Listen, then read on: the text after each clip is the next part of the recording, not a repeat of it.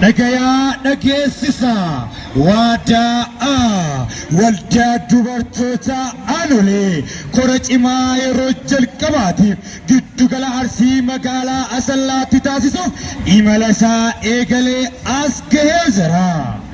Hundeeffamni isaa Ameerikaatti yoo ta'u turtii waggaa afuriitiin booda biiftuu bilisummaa riqicha godhachuudhaan gara biyya isaa galee kottaa wal garraa wal barraa asiniin jedhaa jira.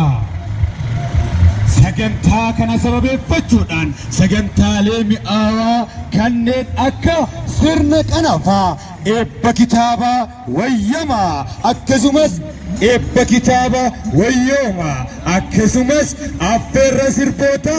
artistoota buleeyyiidhaan yoon kana qobare miidiyaaleen biyya keessa kanneen akka OMN, OBN fi OBS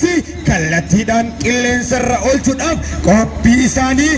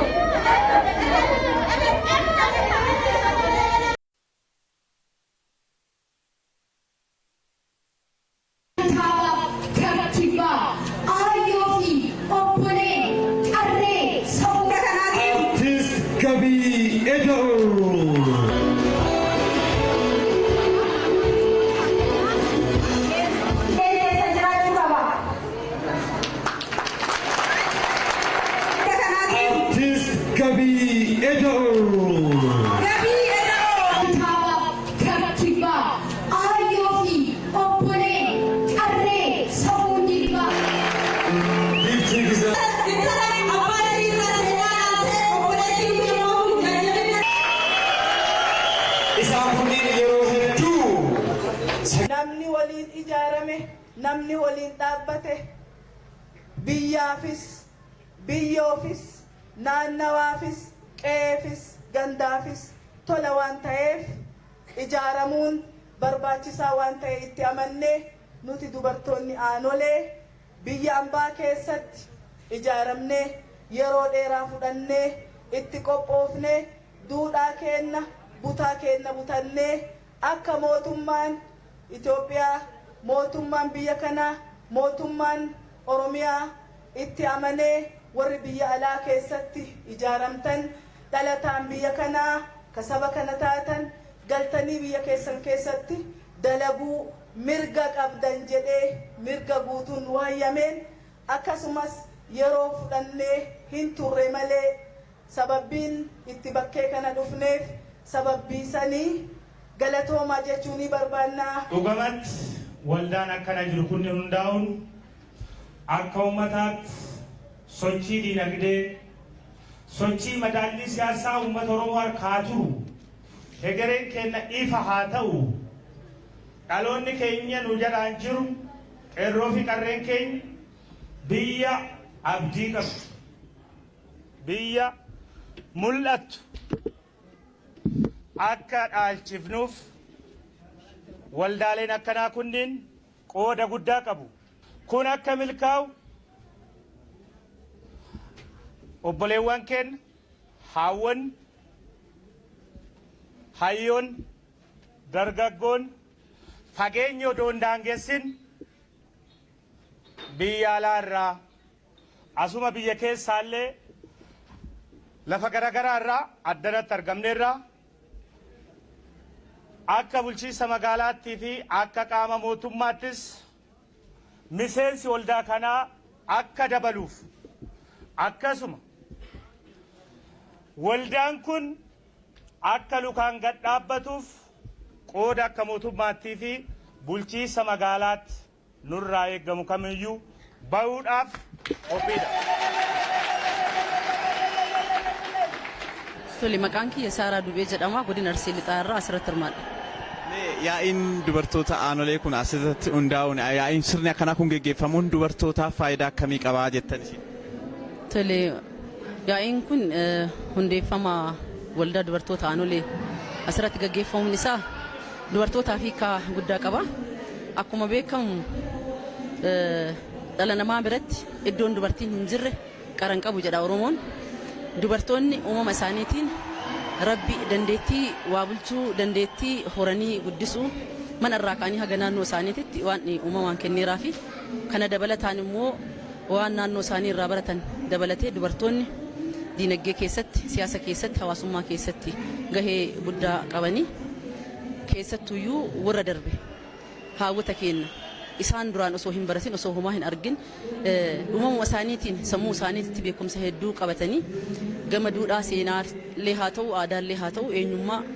ijoollee isaanii barsiisanii hawaasa naannoo isaanii barsiisanii barumsa mana isaanii keessatti daa'imman isaanii yoo guddisan irraa eegalee barsiisan san hawaasa keessatti illee daa'imman cimanii akka wayan gahee guddaa taphataa turaniiranii kanarraa ka'ee dubartoonni diinagdee keessatti siyaasa keessatti hawaasummaa keessatti yoo gurmaa'anii socho'an yoo akka bayan deeggarsi kallattii adda addaatiin godhamee dubartoonni iddoon isaan hin geenne hin jiru iddoo hundaa gahuu danda'anii akkuma warra dhiiraa waan warri dhiiraa hojjetu olitti illee bakkeen itti hojjetaa jiran jira jechaadha. Kanaaf keessattuu yaa'iin guyyaa har'aa nuti argaa jirru kun yaa'ii seena qabeessa kaleessa roorroo adda addaa uummata Oromoo miidhaa turee jira. Roorroo uummata Oromoo miidhaa ture keessatti sirnoota darban keessatti dubartoonni keenya akkuma warra dhiiraa faana hiriiranii bayanii eenyummaa isaaniitiif guyyaa kaleessaa falmataa turaniiranii sirnoota darbe keessatti falmataa turaniiranii kanumaaf Arsiin keessattuu aanolee iddoo addaati dubartootaaf iddoo dubartoonni eenyummaa isaaniitiin aayyoo fi aabboon nu lubaan bulla malee qubaan hin bullu jedhanii yoo falmatan achi keessatti gaheen dubartoonni taphatte gahee guddaadha. Lola taasifamaa ture keessattuu lola Arsiin farda waraanaa wanteedhaan taasisaa ture keessatti dubartiin gahee guddaa taphataa turtee jirti. Gahee guddaa taphataa turte san keessatti illee miidhaan hedduu isii irra gahee jira. Harma muranii tatarsaasanii aanan lapheera dhangalaasanii miidhaa hedduu irraan gahaa turaniiranii akkasumas immoo warra dhiiraallee akka inni hojjetee galma hin geenye harka isaa kan mirgaatii fi akka inni horee fakkaataa isaa jabaa bakka hin buufanne miidhaan hedduu irra gahee jira. Kanumarraa ka'uudhaan dubartoonni teenya dandeettii mana keessaa maatii irra qabatanii ba'an saniin waan barnootaan argatan dabalatanii seenaa kaleessaa san seenessinee cimsinee seenaa badaa hambifnee seenaa gaarii dhaloonni fudhateetiin ce'uu qabu dubartoota teenya gurmeessineetiin ceesisuu qabna jechuudhaan biyya alaatiif biyya keessaa ta'uudhaan ijoolleen Oromoo keessattuu shamarran Oromoo maqaan isaanii guyyaa har'aa waltajjii irratti ka'aatiin oole keessattuyyuu Ameerikaa irraa Minisootaa irraa Kanaadaa irraa dhufanii waan kana hundeessan kayoomuu seenaan isaan hin daganne seenaa kana nuun ga'aniiranii yaa'iin kun ammoo nu warra biyya keessa jirullee seenaa isaan achitti gurmeessan san asitti fudhannee dubartoonni teenya seenaa gaarii ceesisuudhaan dhaloota dhufu mana isaanii irraa ka'anii daa'ima isaanii yoo guddisan abbaa caala haadhatu daa'imman bira oola ijoollee bira oola waan ta'eef waan gaarii barsiisaa akka deeman duudhaa gaarii barsiisaa akka deeman wanti badaan madaa badaa akka ta'e anaanoleen fakkeenya fudhachuudhaan kabiraallee osoo hin miidhin uf lamaanillee osoo wal hin miidhin wal hammachuudhaan wal jaalachuudhaan mana irraa kaanee akka wal qabachuu qabnu akka wal guddisuu qabnu haati takka yoo barsiifte alatti baafti kun ammoo aanoleef iddoo seena qabeetti tanaaf hiikaa addaa qaba waan ta'eef yaa'iin kun dubartootaaf hiikaa addaati kaleessa miidhamneerra miidhaa kaleessa san seenessinee badaa ta'uu dhaloota barsiifne badaan akkana akka hin deebine dubartoonni gama siyaasaatiin isa kana sirriitti akka beekanii lammii gaarii kunuunsuu danda'an gochuu keessatti yaa'iin kun iddoo guddaa qaba dhaloota waan gaarii dhaalchisuu keessatti wal jaalalaan wal danda'uudhaan waliin jiraachuu sabaaf sablammootaa keessatti dubartoonni iddoo guddaa qabu waan ta'eef kallattii kanaan hundeeffamni waldaa kanaas baay'ee murteessaa barbaachisaadha dubartoota biyya keessa jiraniif biyya alaa jiraniif illee bu'aa guddaa kan qabu ta'uu isaa ibsuun barbaada. Ulfaadha. Maqaan kiyya Shamsiyaa Guutamaa jedhama. Adaamarraa dhufe ganda Dhadhachaarraa. Waldaan dubartoota aanolee kun har'a yaa'ii akkanaa si geggeessuun isaa dubartootaaf faayidaa akkamii qaba? Waldaa dubartoota aanolee kana faayidaan isaa guddaa tokko jedhame maqaa dubartummaatiin waldaanni kun ijaaramee maqaan isaa ka'uun waan jabaa dubartii jechuun dubartiin seenaan isiitii fi uumaan isii heerri isii dalagoon isii waan xiqqoo miti waldaa kana maqaan isaanii kaafamuu waan jabaa wanta gaarii maqaa aanolee irratti ejjetamee maqaan dubartii ka'uun wanna xiqqaa miti waan gaarii waan namatti tolu jedhamu wanta bareeda. Dubartoonni akkamitti jajjabeessuu qabdan? Dubartoonni kanarra ejjatteetiin kaadhaa rabbi bara kana ifa nu godheetiin manaa nu baase jiruun dubartoota Oromoo mudhattee duraan gaadhaan baatu gola bakki isii sunsuma biraa ibidda biraa gadi hin baatu hadha argamteetiin seenaa fi heera Oromoo mudhifteetiin aadaa ofiitiin uffattee akka feete baatee dubbatte ummata kaawwan warra duraaniin huccuuccaan manatti dubartoota Oromoo gadi qabee akka waan hin jirre tokkotti ilaaleetiin jedhe irra ol jettee maqaa kana argattee maqaa aanoleetiin hadha maqaan isii ka'uun kun wanta xiqqaa miti wanta namatti tolu wanna kana ammoo hundi keenya jajjabeessuu qabaanna wanna jajjabeessinu wanna namatti tolu seenaa gaarii seenaa argamuuf seenaa dhagaamuu malee seenaa yaadatamuu malee seenaa awwaalameetu nuu ka'e wanta bareeda wanna namatti tolu jajjabaatuu qabna jedha dubartoonni keenya hundi.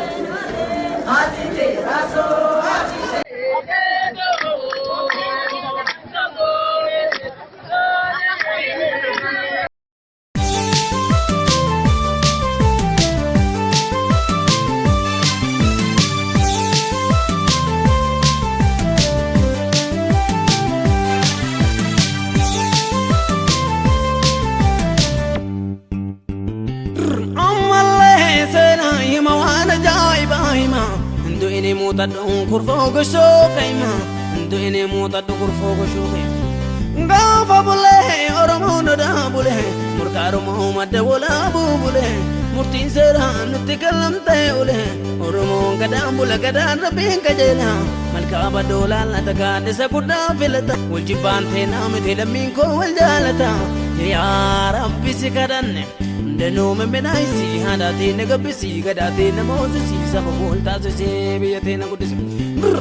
afaan ofii baay'ee dubbachuun dhibee handubadhee na jalaa fuudhuun dhibee wal gorfannee walii dhagayuun dhibee walii galee waliin dalaguun dhibee wal jaalallee waliin babbayuun dhibee tarii waa beekaa miti dubbii kanalla dhibee yaa rabbi si kadhanne danuu memmenaayisi haadhaatiin na gabbisii gadhaatiin na moosisii saba booltaasisee biyya teena guddisi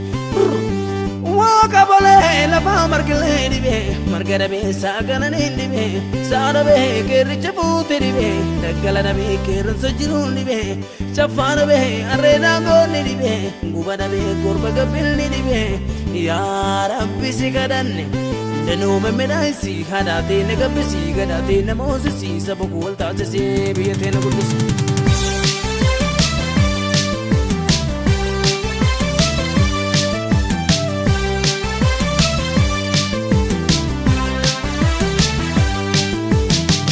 Guddisuun itti beena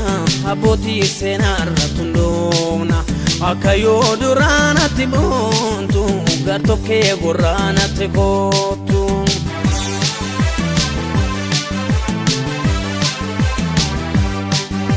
Aadaa guddisuun itti beena abbootii seenaarra tundoona akka yoo duraanatti boontu gartokkee gorraanatti kootu.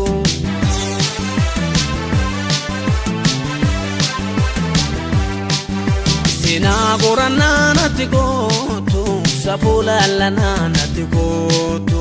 akayo dorana nati montu gartoke gorana nati gotu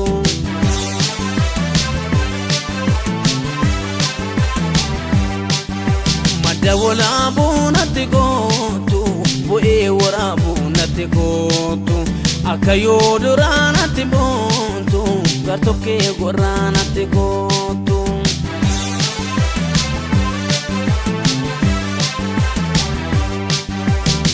Seda binatti gotu irree wal qabinatti gotu akayo duranatti montu gartokkee gorraanatti gotu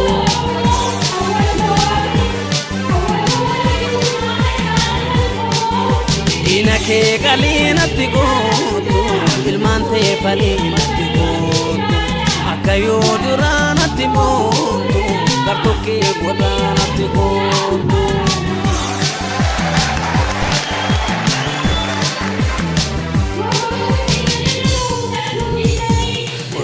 Dabi kena, rumone nyuma kena, nigerra hidi chimna, kada saba kena, jete jolen, abang kada abang kena, abang buku kana kena, demokrasi undeni shi, kani shi oromia tena, jete jolen, warri ada tegan oktu, ada urma jalan katu.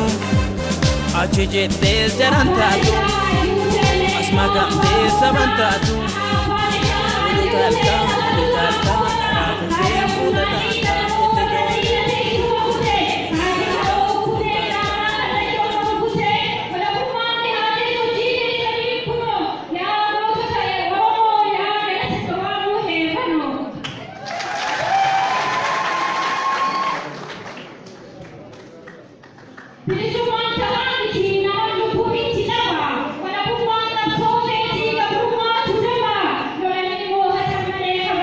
Thank you.